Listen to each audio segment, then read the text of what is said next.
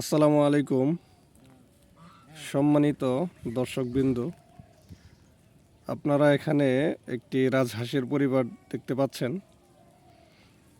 এখানে মূলত একটি বড় পুরুষ রাজহাঁস এবং একটি মহিলা রাজহাঁস আছে এবং বাকিগুলা তাদের বাচ্চা। রাজহাঁসের এই পরিবারটি মূলত আমার একজন প্রতিবেশীর। তো কথা হচ্ছে, এই যে বাচ্চাগুলো দেখতেছেন অনেক বড় হয়ে গেছে। বাচ্চাগুলোর বয়স কিন্তু বেশি না, মাত্র আই থিঙ্ক 2 মাসের মতো হবে।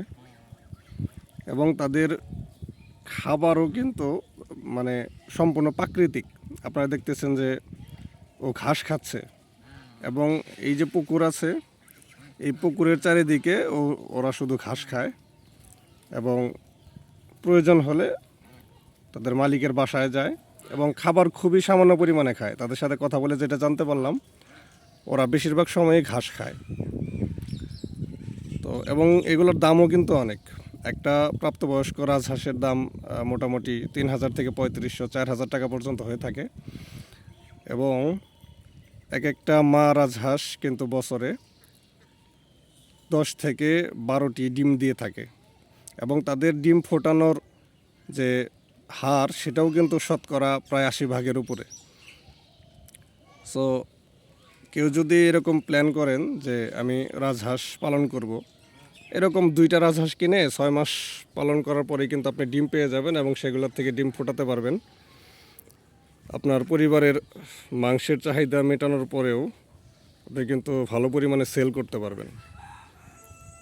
তো যদি কেউ এ ধরনের প্ল্যানিং করেন, তাহলে আমি বলবো অবশ্যই আপনাকে একটু ফাঁকা জায়গা নির্বাচন করতে হবে। রাজহাঁস কিন্তু খুবই সংবেদনশীল।